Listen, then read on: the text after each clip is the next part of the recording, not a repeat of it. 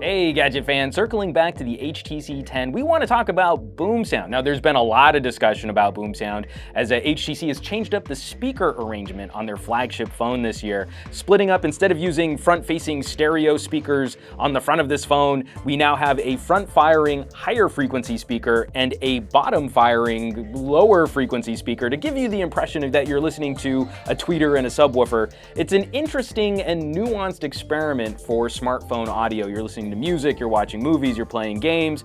It's a little more detailed, but we want to hear from you all how you think it might compare against some older HTC phones like the HTC One M9, a proper front-facing stereo speaker. So we've tried to devise a test where you can listen to some audio playback on stereo microphones, and then we've got a little poll set up that you can vote on this poll to see which one you think is the winner between the HTC 10, the HTC One M9, which I was just holding up here just a second ago, and the Galaxy S7, just as a little palate cleanser between the two. Just a little bit of history before we talk about this test. Now, HTC as a company has been a champion for high-quality audio on mobile devices. We can all think back to devices like the HTC Surround, a really audacious Windows phone with a sliding speaker that would stick out the side of the phone. Now, that was a partnership with Dolby. Then moving over to a phone like the One M7, this was actually the product of a partnership with Beats Audio. Now, back when HTC owned a stake in Beats, that was the branding down at the bottom of the phone.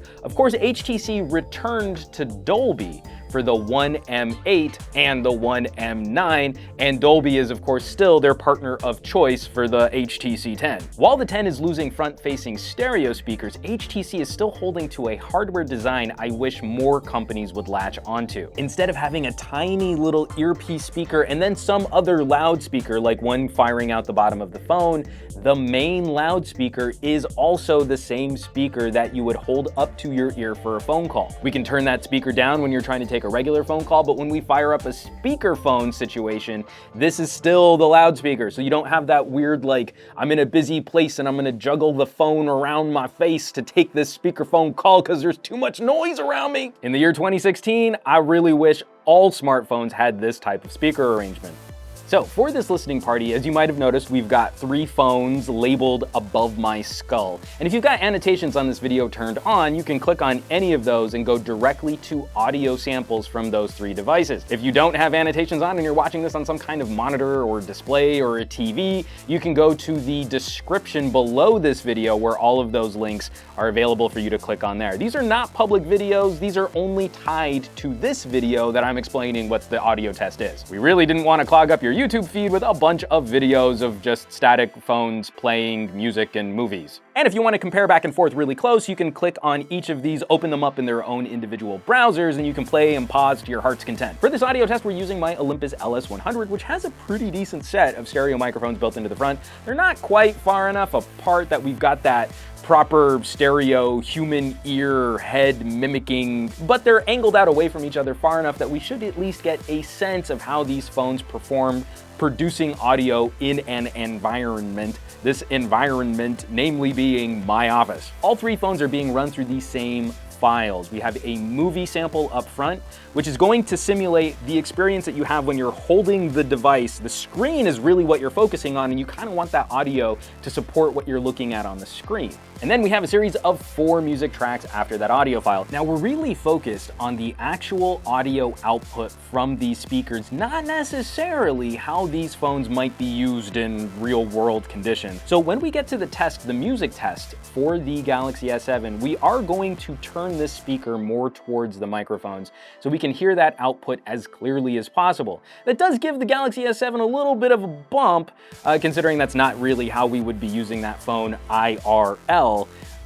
But, you know, that also just speaks to the advantage that HTC naturally has in that they point speakers towards your face, which when you think about it, that's really where speakers should be pointed. All of these recordings were produced with the phones 12 inches away from the microphones built into the LS100, and no edits have been performed to this audio other than to raise up the levels so that they're a little bit louder, but they've all been raised by the same amount, so they should be commiserate against each other. And once you had to listen to all 3, or if you're just totally biased against one, you don't feel like listening to any of them, you just want to cheat your vote, there's a poll that we've set up on this video. We'd appreciate it if you would vote in that poll.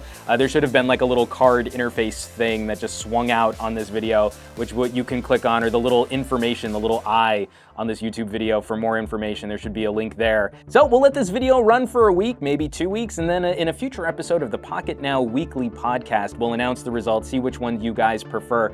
You know, especially having played with all these devices, listening between an HTC 10 and an HTC One M9 is a pretty close battle. It's a lot closer than I would have thought, especially after our first impression, some of our initial comparisons. So I'll be curious to see what you guys think once you have a listen yourselves, especially in these sort of slightly more strictly controlled testing situations than what we do on our full reviews. And if this is something that you all have fun with, maybe this is a series that we can look to for future devices and future reviews and future comparisons.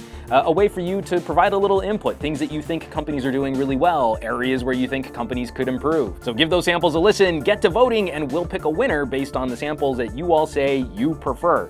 As always, thanks so much for watching. Be sure to subscribe to this channel for our full coverage of all of the major flagship phones like the HTC 10, the LG G5, the Galaxy S7, and make sure you hit that thumbs up button for a little extra positive reinforcement.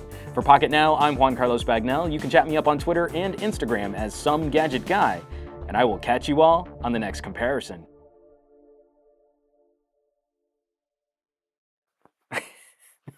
I'm shiny as a mug.